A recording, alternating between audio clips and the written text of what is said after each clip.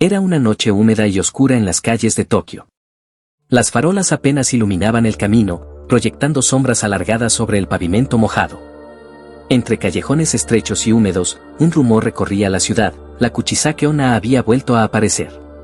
En el barrio de Shibuya, Haruto caminaba de regreso a casa después de su turno en una pequeña tienda de conveniencia. Llevaba auriculares y el sonido de la lluvia lo aislaba del mundo. Sin embargo, una extraña sensación de ser observado le hizo girar la cabeza. A pocos metros, una mujer alta, con un abrigo largo y una mascarilla quirúrgica, estaba inmóvil mirándolo fijamente. Haruto intentó ignorarla y aceleró el paso, pero ella comenzó a seguirlo. Su andar era silencioso, casi antinatural. Finalmente, la voz de la mujer rompió el silencio. ¿Crees que soy bonita? La pregunta, extraña y fuera de lugar, le provocó un escalofrío. Haruto no quiso ser grosero. Sí, claro. Ella se acercó lentamente y con un movimiento brusco se retiró la mascarilla. La boca estaba rasgada de oreja a oreja, dejando al descubierto dientes afilados y encías ensangrentadas. ¿Y ahora?, preguntó, sonriendo con una mueca imposible. Haruto dio un paso atrás, pero sus piernas temblaban. Recordó que en la leyenda, si uno respondía mal, ella lo mataba. Ese sí, aún lo eres, balbuceó. La mujer ladeó la cabeza. Mientes.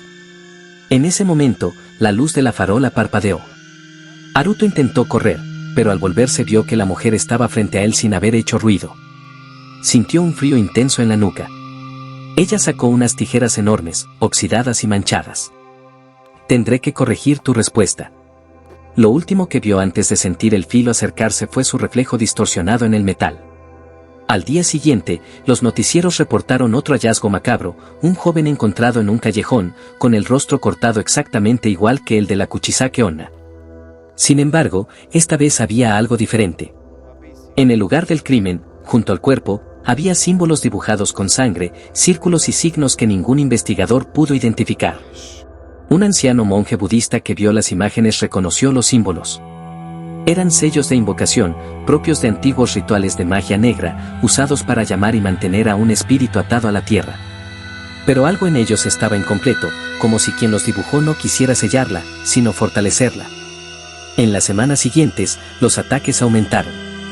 Los testigos hablaban de una Kuchisake Onna distinta, más rápida, más violenta, y con ojos que ardían como brasas. Algunos juraban haber escuchado, antes de su aparición, susurros en un idioma extraño, como un cántico. Otros afirmaban que ahora, incluso si respondías correctamente, ella no te perdonaba. Rina, una joven estudiante de folclore, decidió investigar. Siguiendo pistas, encontró que un culto satánico japonés, conocido como Kurokage, había hecho un pacto con ella.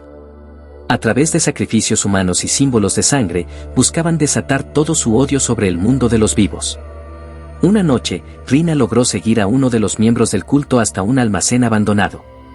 Dentro, encontró un altar cubierto con huesos humanos y un espejo antiguo, agrietado y manchado de sangre seca.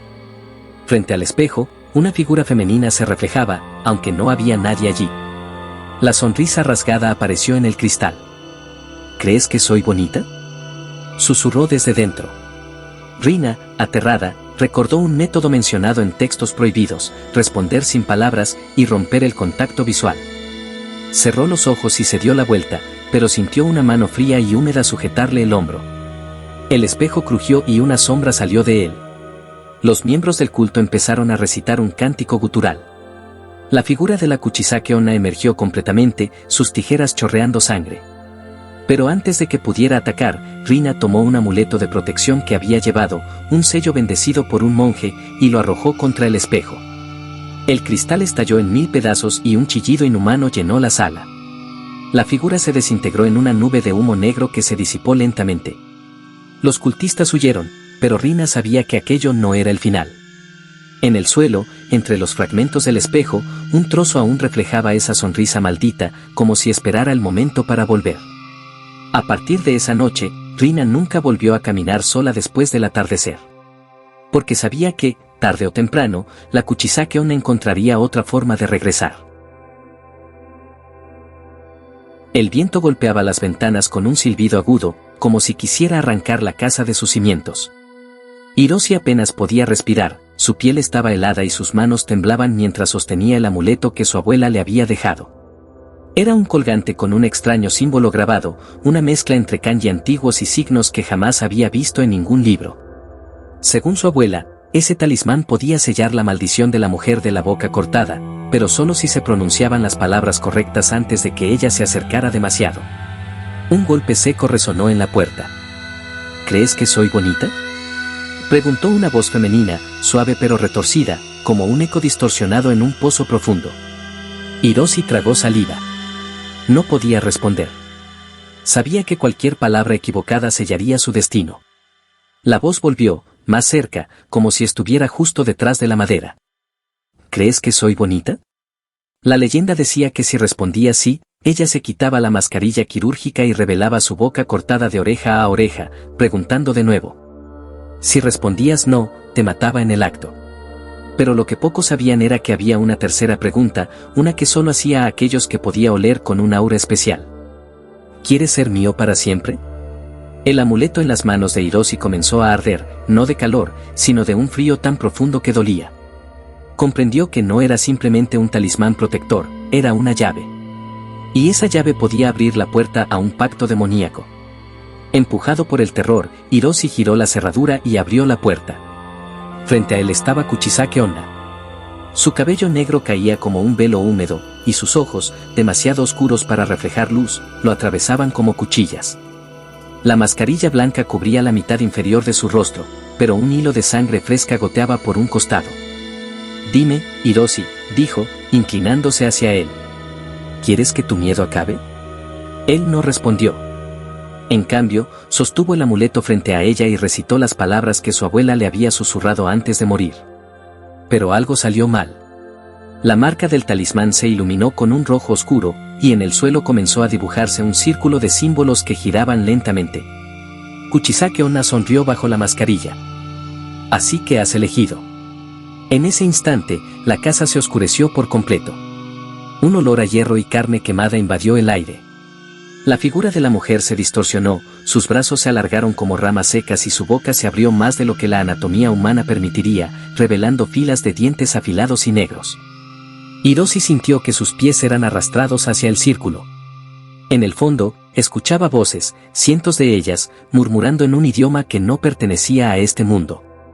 Y entendió que no estaba invocando protección, estaba aceptando un pacto. Un pacto que lo ataría a la mujer de la boca cortada para toda la eternidad. El silencio de la madrugada era denso, y el sonido de los pasos de Yuto resonaba entre los edificios viejos de Tokio. La neblina había caído como un velo fantasmal sobre la ciudad, y cada farola parpadeaba como si estuviera a punto de apagarse para siempre.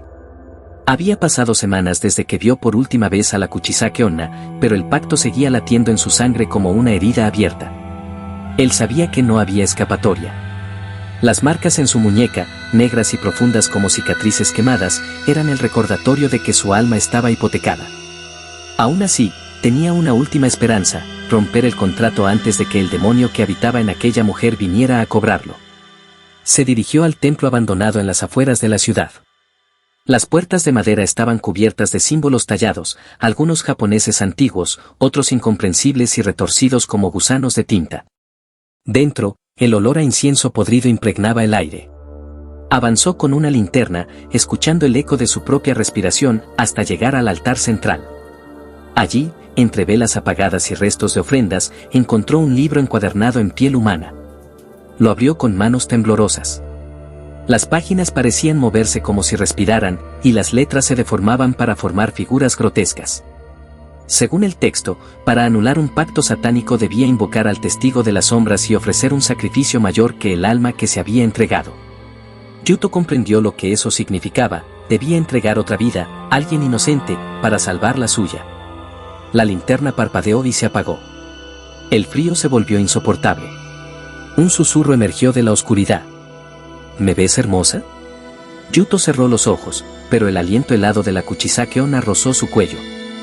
No había huido de ella, había caminado directamente hacia su guarida.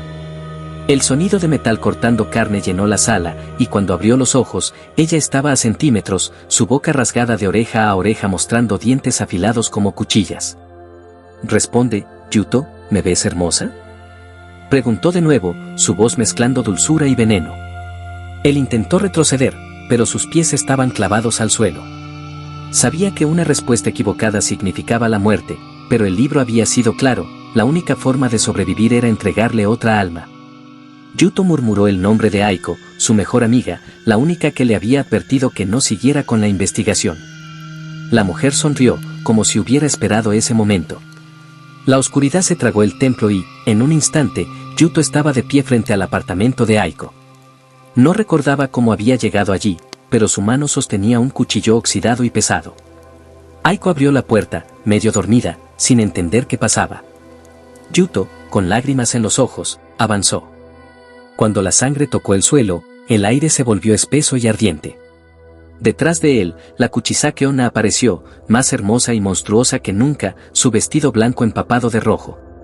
Con una voz casi maternal, le susurró: «Ahora eres mío para siempre». El libro no mentía. Aunque el pacto original fue anulado, Yuto no recuperó su libertad. En lugar de eso, se convirtió en el nuevo servidor de la Kuchisake Onna, condenado a buscar víctimas para ella hasta el fin de los tiempos.